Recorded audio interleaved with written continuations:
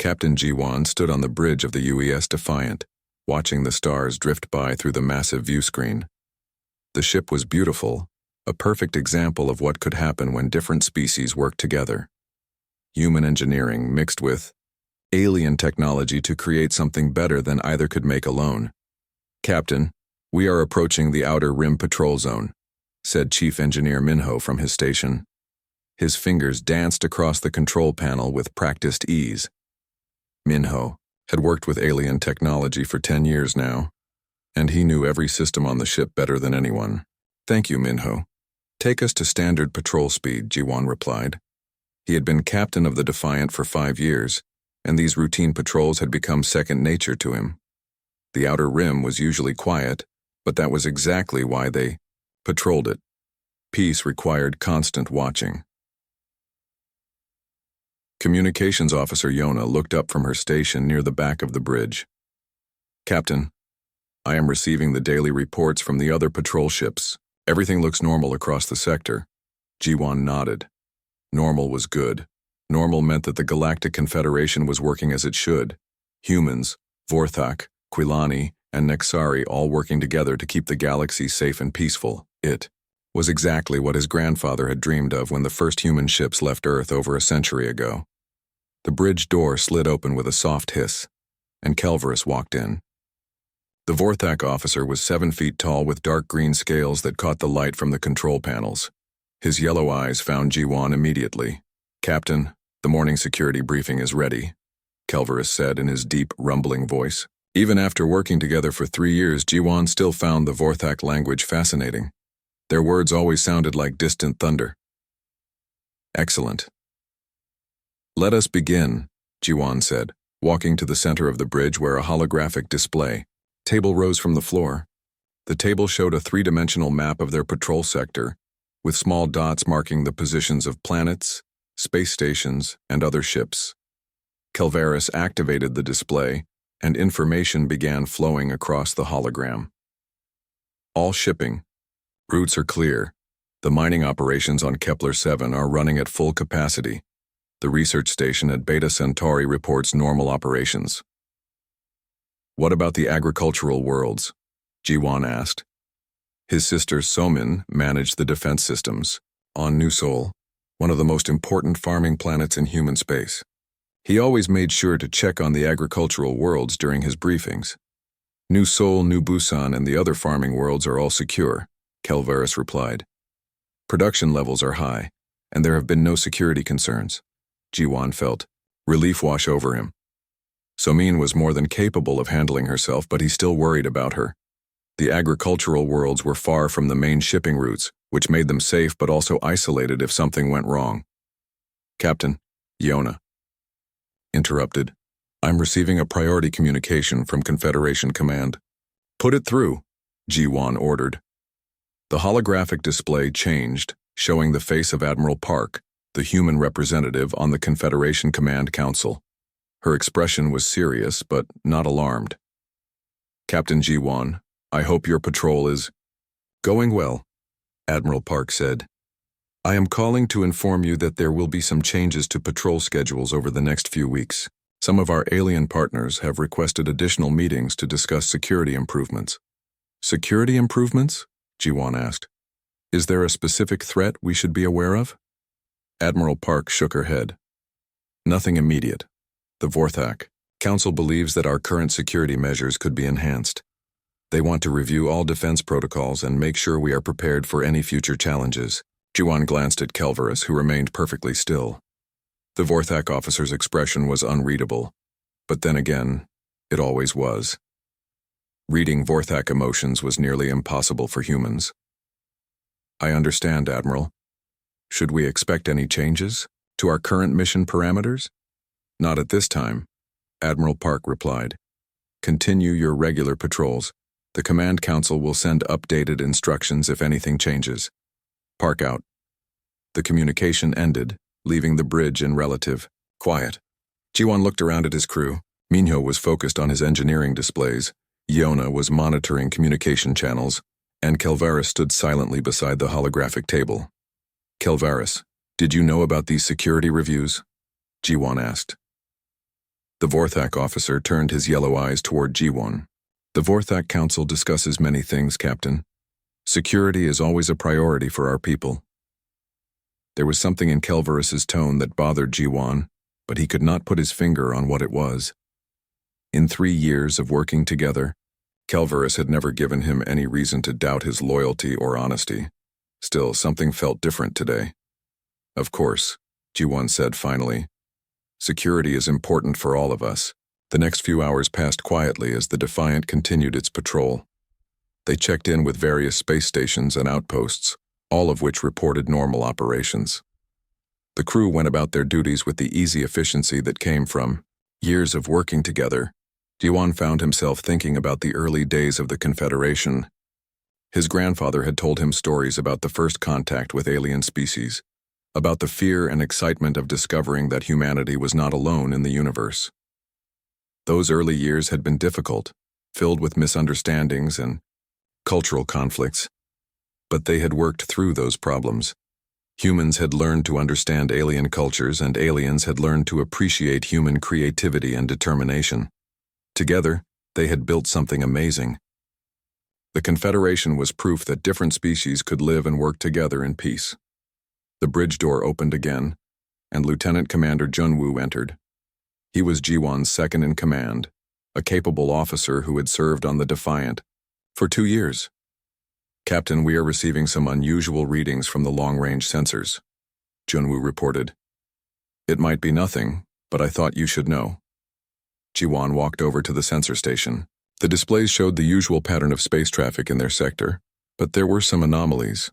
Ships were moving in patterns that seemed slightly off from normal trade routes. What do you think it means? Jiwon asked. Junwoo shrugged. Probably just merchant ships trying to avoid some asteroid fields or space weather, but there are more ships moving around than usual. Yona looked up from her station. Captain, I am also seeing increased communication traffic on some of the alien channels. The messages are encrypted, so I cannot read them, but there is definitely more activity than normal.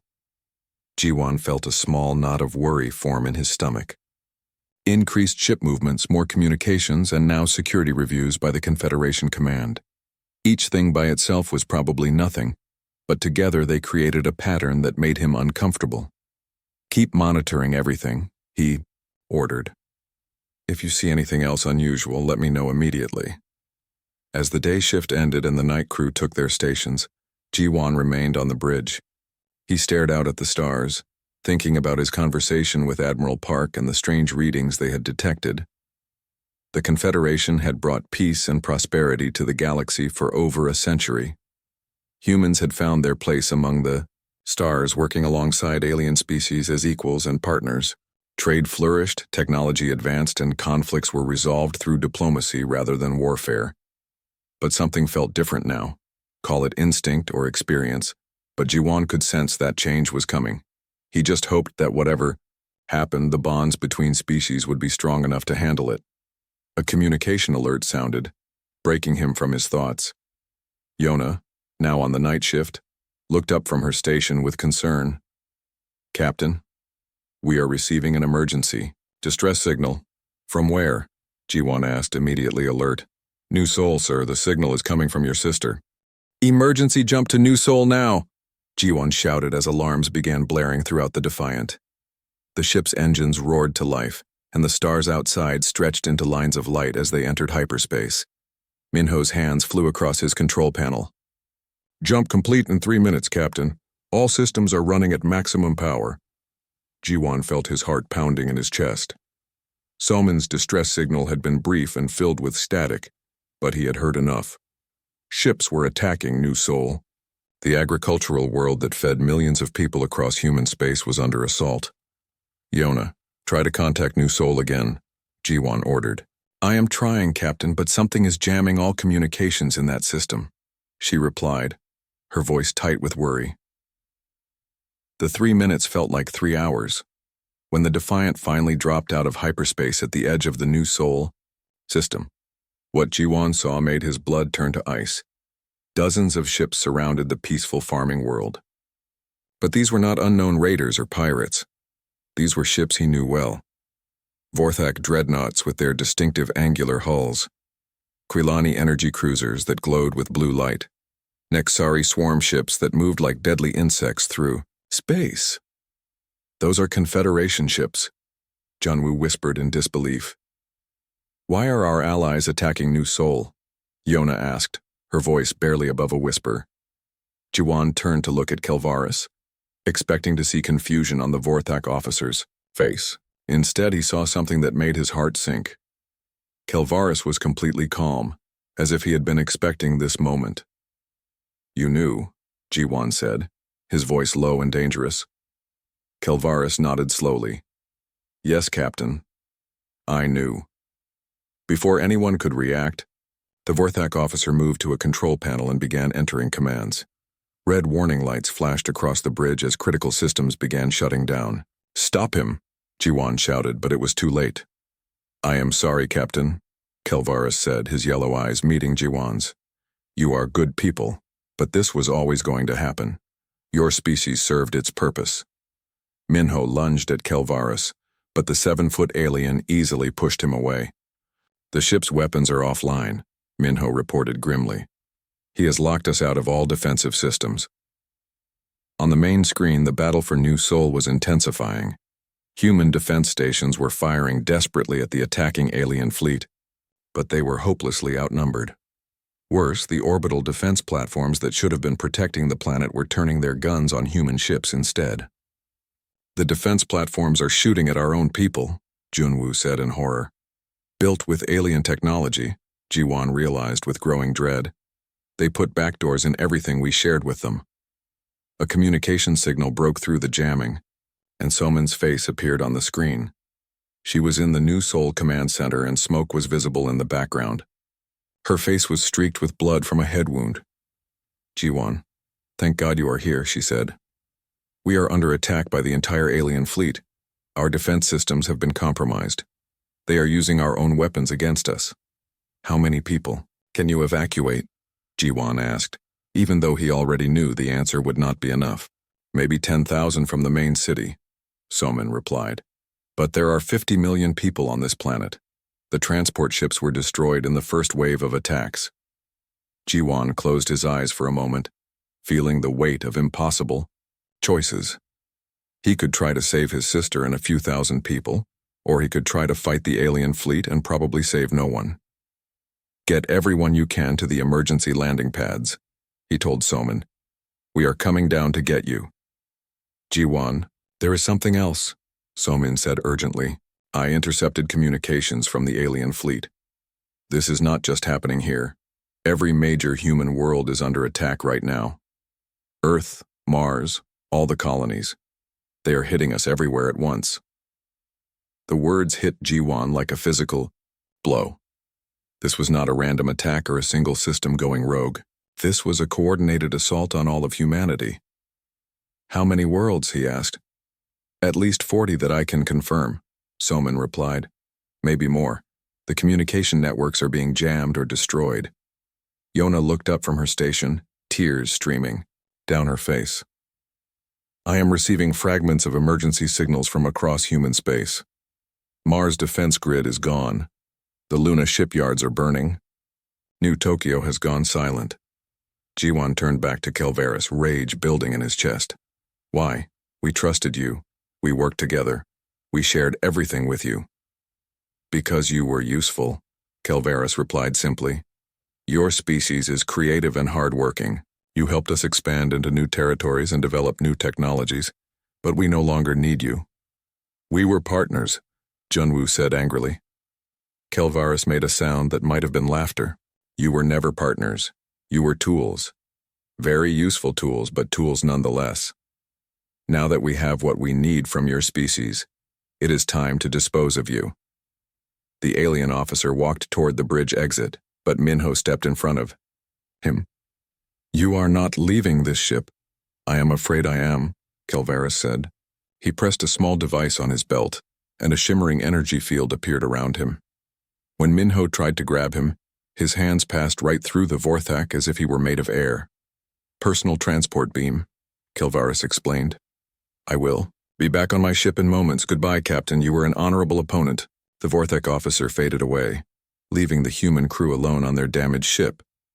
How long until you can get our systems back online? Jiwan asked Minho. Maybe 20 minutes for basic functions, Minho replied, already working at his station. But the weapons will take much longer. We do not have much longer, Jiwan said grimly. On the main screen, New Seoul was dying. The beautiful blue and green world was now covered with smoke and fire. The orbital defense stations had been turned against the planet itself, bombarding cities and farms with devastating effectiveness. Captain, I am getting a signal from Earth, Yona reported. Admiral Park's face appeared on screen, but she looked nothing like the calm officer they had spoken with earlier. Her uniform was torn, and there were explosion marks on the walls behind her. All human ships, this is Admiral Park broadcasting from Earth Command, she said. We are under coordinated attack by all alien Confederation forces. Our defense systems have been compromised. Earth's orbital fortresses are falling one by one. The transmission was breaking up with static, but her next words came through clearly. If anyone can hear this, gather whatever survivors you can and get away from the major systems. They know where all our bases and colonies are located. Find somewhere to hide and rebuild. Humanity will not die quietly. The signal cut to static, then silence. Jiwan stared at the blank screen, feeling like his whole world had collapsed around him. Everything they had built, everything they had believed in, was being destroyed by the very people they had trusted most. Systems coming back online, Minho reported. I can get us to New Seoul's surface. Do it, Jiwan ordered. We save who we can. As the Defiant limped toward the burning planet, Jiwan made himself a promise. If humanity was going to die, it would not be without a fight. The aliens had made one critical mistake in their planning. They had underestimated what humans could do when they had nothing left to lose. 3 months had passed since the Great Betrayal, and Captain Jiwan stood in what used to be a mining control room deep inside an asteroid in the Kronos Nebula. The facility had been abandoned for 20 years, but now it served as home for 3,000 human survivors. The rescue at New Seoul had been only partially successful. Jiwan had managed to save his sister Somin and about 8,000 civilians before the planet's defenses finally collapsed completely. But 50 million people had died that day, and similar disasters had played out across dozens of human worlds. The supply situation is getting worse, reported Somin, who now served as the base's logistics coordinator. Her head wound from New Seoul had healed, but she walked with a slight limp from injuries sustained during the evacuation. How much food do we have left? Jiwan asked. Maybe 6 weeks if we keep rationing strictly, she replied. The hydroponic gardens are producing some vegetables, but not nearly enough to feed everyone. Jiwan nodded grimly. Food was just one of many problems facing the survivors. They needed medical supplies, replacement parts for their ships, and most importantly, they needed hope. Too many people had given up, convinced that humanity's fight was already over. The door to the control room opened, and Minho entered carrying a data tablet. The chief engineer looked exhausted. He had been working 18-hour days trying to keep their small fleet of damaged ships operational. I have the latest reports from our scout ships, Minho said. The news is not good. The aliens have established patrol routes along all the major hyperspace corridors. Any human ship that tries to use the main trade routes gets destroyed within hours. What about the Outer Rim territories? Jiwan asked. Some small groups of survivors are hiding in the asteroid fields and abandoned systems, Minho replied. But they are scattered and cut off from each other. Most of them do not even know that other survivor groups exist. Yona looked up from her communication station, which she had set up in the corner of the room. I have been trying to establish contact with other groups for weeks, but the aliens are jamming most communication frequencies. I can only get through occasionally, and only for very short messages. Despite the difficulties, Yona had managed to make contact with a few other survivor groups. The news from these contacts painted a picture of humanity scattered and broken across the galaxy. Tell me what you have learned, Jiwan said. Yona consulted her notes. Captain Taehyun survived the destruction of the Mars defense grid. He has About 200 people with him in the outer asteroid belt. Colonel Hyejin is leading a resistance group on Kepler Prime, trying to organize the humans who were enslaved rather than killed.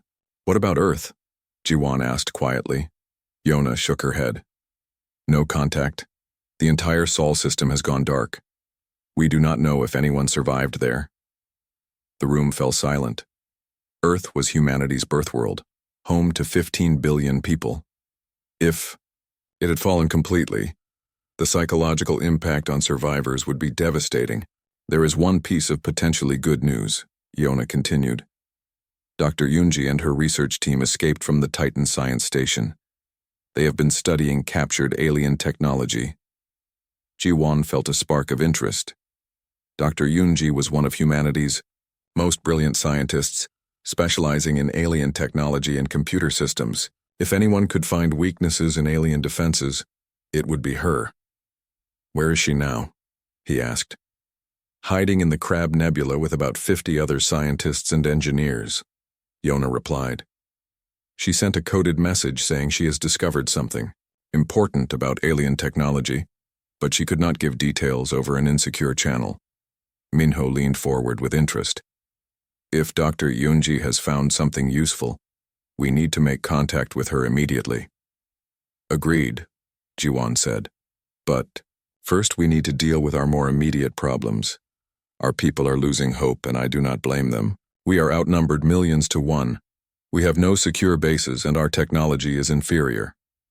Soman spoke up from her position near the supply charts. Maybe that is exactly why we can win. Everyone turned to look at her in surprise. Think about it, she continued. The aliens won because they were stronger, better organized, and had superior technology.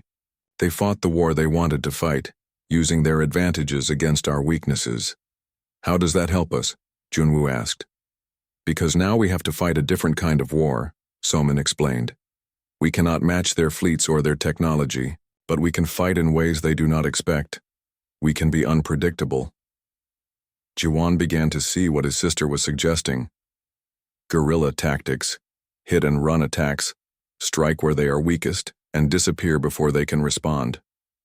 Exactly, Soman said. The aliens spent decades studying our military tactics and strategies, but they studied our official military. They do not know how humans fight when we are desperate and have nothing to lose. Minho was nodding thoughtfully. Their technology is more advanced, but it is also more complex. Complex systems have more points of failure. If we can find ways to exploit those failures, we need to coordinate with the other survivor groups, Yona added. Separate attacks by small groups will not accomplish much. But if we can organize simultaneous strikes across multiple systems. For the first time in months, Jiwon felt something other than despair. It was not hope exactly, but it was determination. The aliens had taken everything from humanity except the will to fight back. We need more information before we can plan any large-scale operations, Jiwon said.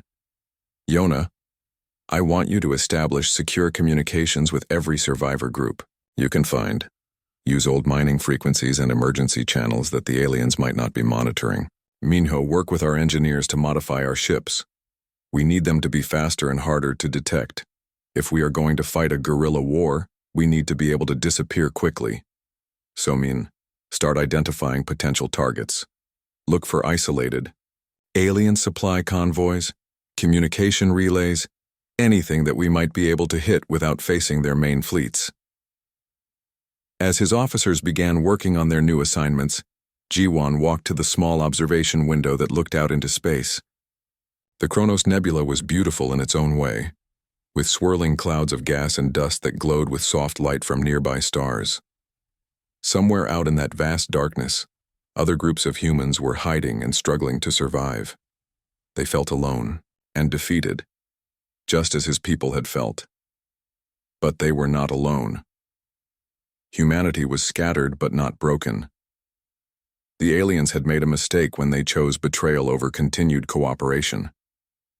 They had awakened something in humanity that had been sleeping during the peaceful years of the Confederation. They had awakened the fighting spirit that had carried humans from their small homeworld to the stars. A communication alert sounded from Iona's station. She listened for a moment, then looked up with excitement. "Captain, I am receiving a coded transmission from Captain Tae-hyun," she reported. "He says he has captured an alien supply ship and recovered some important intelligence." "What kind of intelligence?" Ji-won asked. "Fleet movement schedules and communication codes," Yona replied. "He wants to arrange a meeting to share the information with other survivor groups." Ji-won smiled for the first time in 3 months. "Tell Captain Tae-hyun that we would be very interested in what he has learned." "And Yona?" "Yes, Captain. Send a message to all the survivor groups you can reach. Tell them that humanity is not finished yet. Tell them that we are going to fight back." As Yona began composing the message, Ji-won returned to looking out at the stars. The aliens thought they had won by destroying humanity's worlds and fleets. They had no idea that they had actually created something far more dangerous. They had created an enemy with nothing left to lose. 6 months after the betrayal, the abandoned mining station in the Kronos Nebula had been transformed into something resembling a military command center. What had once been empty corridors now buzzed with activity as human survivors worked around the clock to build something the aliens had never expected: organized resistance. Ji-won stood in the main briefing room, looking at a holographic map that showed the locations of 17 different survivor groups across the galaxy. Each group was small, numbering between 50 and 500 people, but together they represented over 10,000 humans who had refused to give up. "Dr. Yunja's team has made breakthrough," announced Yona, who had just finished decoding a long-range transmission. "She calls it the Prometheus Protocol." Dr. Yunja's face appeared on the communication screen. The brilliant scientist looked tired but excited. Behind her, Ji-won could see other researchers working frantically at computer stations. "Captain Ji-won, I have news that will change everything," Dr. Yunja said. "We have discovered critical weaknesses in alien technology systems." "What kind of weaknesses?" Ji-won asked. "The aliens became overconfident during their years of cooperation with us," Dr. Yunja explained. "They built all their systems to work together through shared networks. This makes them very efficient, but it also makes them vulnerable." "Vulnerable how?" Dr. Yunja smiled grimly. "We have developed computer viruses specifically designed to attack alien network protocols. When these viruses enter their systems, they spread like wildfire, causing confusion and system failures." Minho leaned forward with interest. "You mean we can turn their own technology against them?" "Exactly," Dr. Yunja replied. "But there is more. We have also discovered that alien psychology makes them predictable in certain situations. They rely heavily on automated systems and standard procedures. When their systems fail, they have trouble adapting quickly." This was exactly the kind of information Ji-won had been hoping for. "How do we use these viruses?" "We need to get close, enough to their ships or stations to introduce the virus into their networks," Dr. Yunja explained. "Once it is in their system, it will spread automatically to any connected devices." After the communication ended, Ji-won called a meeting of his senior staff. Captain Tae-hyun had arrived the previous week with his group of survivors and valuable intelligence about alien patrol patterns. Colonel Hyojin had sent detailed reports about conditions in the occupied territories. "We finally have the tools to fight back effectively," Ji-won announced to the assembled officers. "But we need to coordinate our efforts. Random attacks will not accomplish our goals." "What are our goals?" asked Captain Tae-hyun. He was a tough-looking man in his 40s who had lost his entire family during the fall of Mars. "First, we disrupt their operations," Ji-won replied. "Make them waste resources, hunting for us instead of consolidating their control over human territory. Second, we rescue as many human survivors as possible. Every person we save is one more fighter for our cause. Third, we gather intelligence about their military capabilities and plans. And fourth," asked Somin. Ji-won's expression hardened. "Fourth, we make them pay for what they did to our people." Over the following weeks, the human resistance began to take shape. Dr. Yunja's Prometheus Protocol was distributed to all survivor groups, along with detailed instructions on how to use it. Captain Tae-hyun organized strike teams to attack alien supply convoys. Colonel Hyojin's network began smuggling weapons and supplies to enslaved humans in the occupied territories. The first major success came when Taehyun's strike team attacked an alien supply convoy carrying advanced computer components. Using modified human ships that could operate independently of compromised Confederation technology, they approached the convoy from an unexpected direction. "Remember, we want to hit them fast and get out before reinforcements arrive," Taehyun told his pilots over the communication system. The attack went perfectly. Taehyun's ships disabled the convoy's escorts using the Prometheus protocol, which caused widespread system failures throughout the alien fleet. The aliens were so confused by their malfunctioning technology that they barely managed to return fire before the human ships disappeared back into the asteroid field. 11 alien ships destroyed, cargo recovered, and 0 human casualties, Taehyun reported proudly when he returned to base. But the real victory was psychological. Word of the successful attack spread quickly through both human survivor networks and alien communication channels. For the first time since the betrayal, humans had struck back and won. More successes followed. Yona managed to hack into the Kulani collective consciousness network using a modified version of the Prometheus protocol. The virus she planted created false memories and conflicting information that caused massive breakdowns in Kulani coordination. Their entire communication network is in chaos, Yona reported excitedly. They are receiving contradictory orders and false intelligence.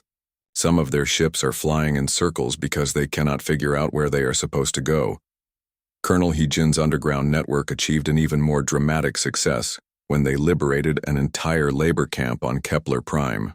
Her operative Jihoon had spent weeks infiltrating the camp's security systems. "We used the Prometheus protocol to disable their guard towers and force fields," Jihoon reported after the successful rescue. "Then we smuggled out over 300 human prisoners. The aliens did not even realize what was happening until we were already gone." As news of these victories spread, the psychological impact on both sides became clear. Human survivors who had given up hope began to believe that resistance was possible. Alien forces, who had expected quick and total victory, found themselves facing an enemy that refused to die quietly. "The aliens are making more mistakes," observed Minho during one of their weekly strategy meetings. "Their patrol patterns are becoming erratic. They are wasting ships and resources trying to hunt us down." "Fear is making them sloppy," agreed Taehyun. "They expected broken survivors hiding in caves. Instead, they are facing coordinated attacks by people who have nothing left to lose." The turning point came when Dr. Yunja announced her latest breakthrough. "I have developed a new version of the Prometheus protocol," she reported during a secure communication session. "This one is specifically designed to target alien weapon systems." "What does it do?" asked Jiwon. "It turns their own weapons against them," Dr. Yunja explained with satisfaction. "When the virus infects their targeting computers, it causes their guns to fire at random targets. Sometimes those targets are their own ships." The first test of the new weapon virus came during an attack on an alien communication relay station. Taehyun's strike team approached the heavily defended station, expecting a difficult battle. Instead, they watched in amazement as the station's defensive turrets began firing at each other. Within minutes, the aliens had destroyed their own defenses, without the human ships firing a single shot. "This is incredible," Taehyun reported. "Their own weapons are tearing the station apart. We barely have to do anything." As word of this success spread through the resistance network, human morale soared to levels not seen since before the betrayal. For the first time in almost a year, humans were not just surviving, they were winning. But Jiwon knew that their small victories, while important for morale, were still just pinpricks against the massive alien military machine. They needed something bigger, something that would shock the aliens and show the galaxy that humanity was not finished. "We need to plan a major operation," he announced during the next command meeting. "Something that will get the aliens' attention and show other potential human survivors that we are still fighting." "What do you have in mind?" asked Somin. Jiwon smiled grimly. "I think it is time to remind the aliens why they were afraid of humans in the first place." 1 year after the Great Betrayal, Captain Jiwon stood in the command center of what had once been a simple mining station and was now the hidden headquarters of the human resistance. The holographic display showed the positions of 43 survivor groups scattered across the galaxy, representing nearly 25,000 humans who had refused to surrender. The transformation was remarkable. What had started as desperate refugees hiding in abandoned facilities had become a coordinated military force capable of striking anywhere in the galaxy. The aliens, who had expected humanity to disappear quietly, now faced an enemy that grew stronger with each passing month. Operation Wildfire is ready to begin, announced Colonel Hyojin, who had arrived 2 weeks earlier with intelligence gathered from her network in the occupied territories. We have confirmed targets in 12 star systems, and all strike teams are in position. Jiwon studied the tactical display showing the planned attacks. Each target was an alien command center or communication hub, chosen specifically for its strategic importance. The simultaneous strikes would demonstrate that the human resistance was not just a collection of scattered survivors, but a unified force capable of coordinated military action. Dr. Yunja, are your virus programs ready? Jiwon asked. The scientist nodded from her position at the technical station. The latest version of the Prometheus protocol is loaded into all strike team computers. This version is specifically designed to cause maximum chaos in alien command and control systems. Captain Taehyun, are your pilots prepared? My people are ready, Taehyun replied grimly. We have been practicing hit-and-run tactics for months. The aliens will not know what hit them. But before Operation Wildfire could begin, the aliens made a critical mistake that changed everything. 3 days before the planned attacks, Yeona intercepted a broadcast that made her blood run cold. The transmission showed alien forces executing human prisoners in a public ceremony on the occupied world of New Tokyo. They are threatening to kill 10,000 more prisoners unless all human resistance groups surrender within 1 week, Yeona reported, her voice shaking with anger. The command center fell silent as everyone absorbed the implications. The aliens had decided to use captured humans as weapons against the resistance. They think they can break our will by murdering innocents, Soman said quietly. Jiwon watched the horrible images on the screen and felt something inside him change. The careful plans and measured responses that had characterized the resistance so far were no longer enough. The aliens had crossed a line that could never be uncrossed. Send a message to all resistance groups, Jiwon ordered. Operation Wildfire begins immediately. And tell them we are not just hitting command centers anymore. We are hitting everything. What followed became known as the Week of Fire.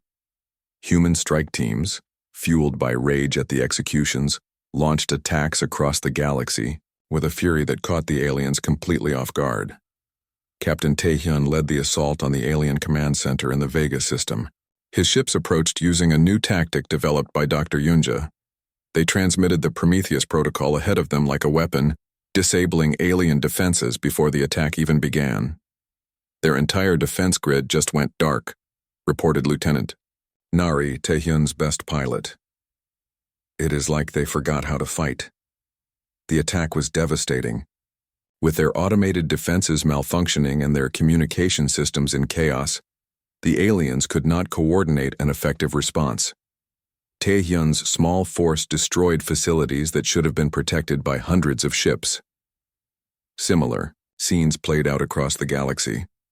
In the Centauri system, Colonel Hyojin's team used the chaos created by the Prometheus protocol to liberate 3 prisoner camps simultaneously. Her operative Ji-hoon led a daring assault that freed over 2,000 human prisoners. The aliens panicked when their systems failed, Ji-hoon reported. Half of them ran away, and the other half were shooting at shadows. We walked in and walked out without losing a single person. But the most spectacular success came from an unexpected source. Lieutenant Nari, acting on her own initiative, managed to infiltrate an alien fleet assembly area where dozens of ships were being refueled and resupplied. I transmitted the virus directly into their fuel depot's computer system, she reported after her return. The automated system started pumping fuel into the wrong tanks, mixing incompatible chemicals and ignoring safety protocols. The result was a series of explosions that destroyed 37 alien warships and damaged dozens more. The footage, captured by Nari's ship cameras, was transmitted throughout the resistance network and became a symbol of human determination. As the week of fire continued, the psychological impact on alien forces became increasingly clear. Units that had been confident and aggressive began making defensive mistakes. Some alien commanders started requesting transfers away from areas with known human activity. "They are afraid," observed Dr. Yunja during one of the daily briefings. "For the first time since the betrayal, they are the ones who do not know where the next attack will come from." The aliens attempted to respond with increased patrols and stronger defenses, but this only made them more vulnerable to the Prometheus protocol. The more complex their systems became, the more catastrophic the failures when the virus infected their networks. "It is like watching them build elaborate traps for themselves," commented Minho, who had been analyzing alien response patterns. "Every time they add a new layer of security, we find a new way to turn it against them." The climax of Operation Wildfire came when Dr. Yunja unveiled her masterpiece, a weapon she called the Cascade Generator. Unlike previous versions of the Prometheus protocol, this device did not just cause system malfunctions. It caused connected systems to overload and physically destroy themselves. "The aliens' greatest strength is that all their technology works together," Dr. Yunja explained. "But that also means that when one system fails catastrophically, it can drag down everything connected to it." The first test of the Cascade Generator came during an attack on an alien supply convoy in the Perseus Arm. When Taehyun's strike team activated the device, the results exceeded everyone's expectations. The lead ship's computer system overloaded and sent a power surge through the entire convoy, Taehyun reported in amazement. One by one, every ship in the convoy began exploding from the inside. "We did not have to fire a single shot."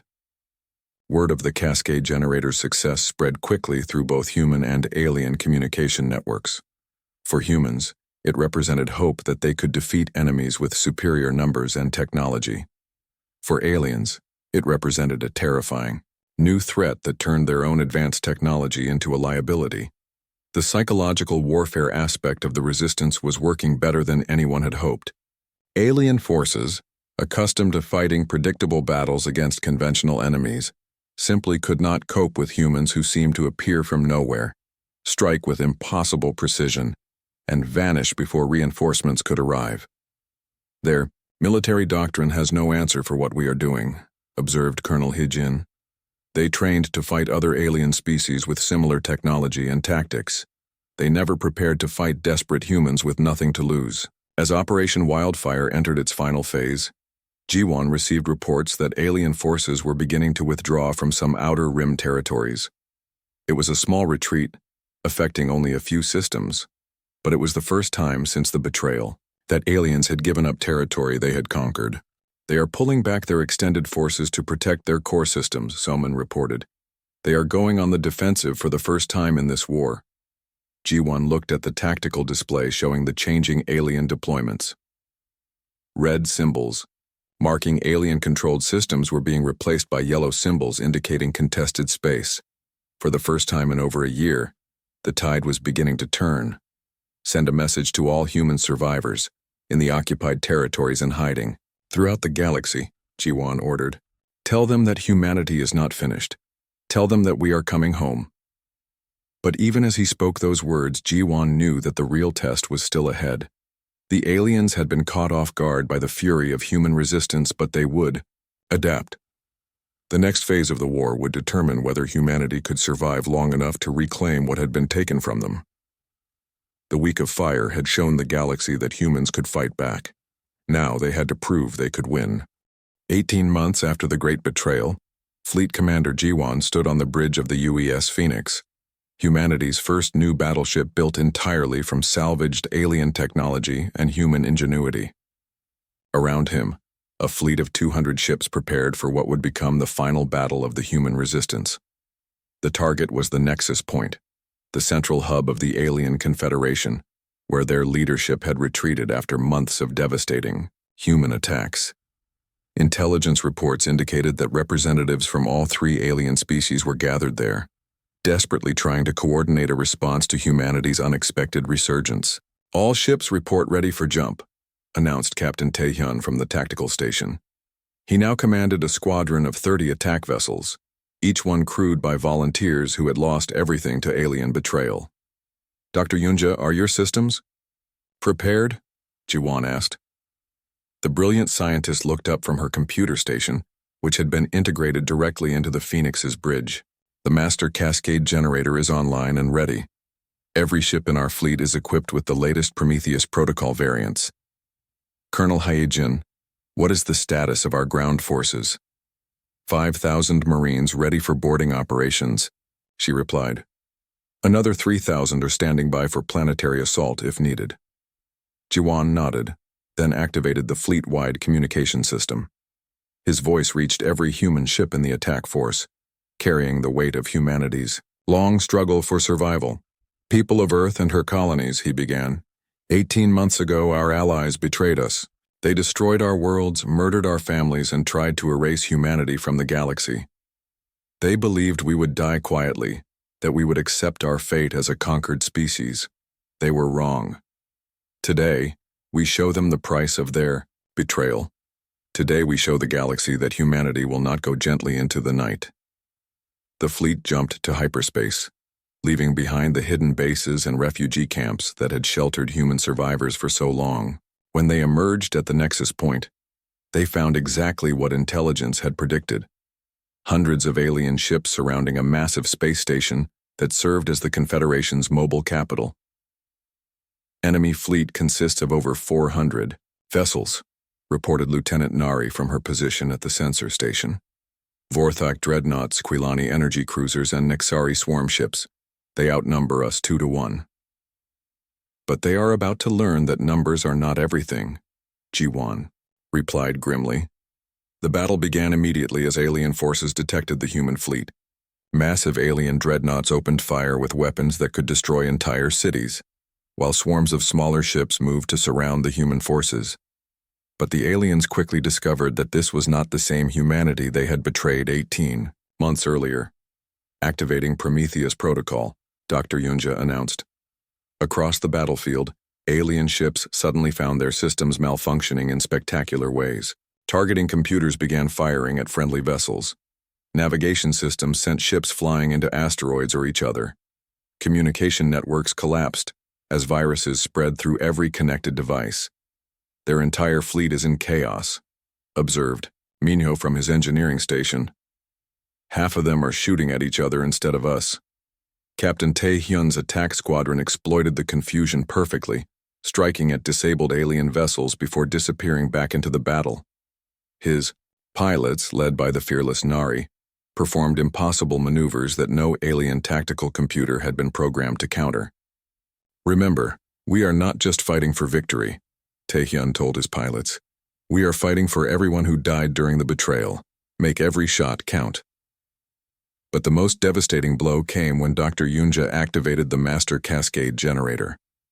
The device, built using technology reverse-engineered from captured alien ships, sent a massive overload pulse through the alien fleet's interconnected systems.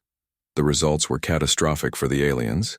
Ships that had been built to share information and coordinate attacks suddenly became weapons of mass destruction, as overloaded systems exploded in chain reactions. Entire squadrons of alien vessels were destroyed not by human weapons, but by their own technology turning against them. 67 alien ships destroyed by system overloads, reported Nari with satisfaction. Their own advanced technology is killing them faster than our weapons are. As the space battle raged, Colonel Hyejin led the assault on the Nexus Point station itself. Her Marines, equipped with personal versions of the Prometheus protocol, systematically disabled the station's defenses before beginning boarding operations. Ji-hoon's team has taken the communication center, she reported. Min-woo's squad has secured the power plant. We are moving toward the command section now. The fighting inside the station was fierce but brief. Alien defenders, accustomed to relying on automated systems and coordinated tactics, could not adapt to the chaos caused by human virus attacks. Human Marines, fighting with the desperation of people who had nothing left to lose, overwhelmed position after position. The climax came when Ji-won himself led a boarding party onto the Confederation flagship, a massive vessel that served as the mobile palace for the alien leadership. The ship's defenses had been crippled by the Prometheus Protocol, allowing human forces to penetrate directly to the command center. There, G1 found himself face to face with the leaders who had ordered humanity's destruction. The Vorthak Supreme Commander, the Quilani Collective Voice, and the Nexari Hive Queen stood together in their damaged command center, surrounded by the sparking remains of their sophisticated technology. "We surrender," the Vorthak commander said in his deep, rumbling voice. "Our fleets are broken, our systems have failed. We offer terms for peace." G1 looked at the alien leaders, remembering the billions of humans who had died during the betrayal. He thought of New Sol burning, of Earth going silent, of families torn apart and worlds reduced to ash. "You offered us no terms when you decided we were no longer useful," G1 replied coldly. "You showed us no mercy when we trusted you as allies." "That was different," the Quilani voice pleaded, its energy form flickering with desperation. "You were in our way. Your species was becoming too numerous, too ambitious. So you decided to exterminate us rather than share the galaxy," G1 said. "You taught us a valuable lesson about the nature of galactic politics." The Nexari Queen, her insectoid features unreadable, stepped forward. "What do you want from us? Reparations? Territory?" "We can negotiate," G1 shook his head. "You still do not understand. This was never about negotiation. This was about survival. You tried to destroy humanity and you failed. Now you face the consequences." "You cannot destroy all of us," the Vorthak commander protested. "We have billions of people on dozens of worlds." "You are right," G1 admitted. "We cannot destroy all of you, but we can make sure you never threaten humanity again." Over the following hours, the remaining alien forces surrendered as news of their leader's capture spread throughout their fleets. The great confederation that had ruled the galaxy for centuries was broken, its leadership in human hands and its military power shattered. But G1 knew that victory in battle was only the beginning. The real challenge would be building a future where such betrayal could never happen again. "Send a message to all human survivors," he ordered. "Tell them we have won. Tell them they can come home." As the news of victory spread throughout the galaxy, human survivors emerged from hiding places they had occupied for 18 months.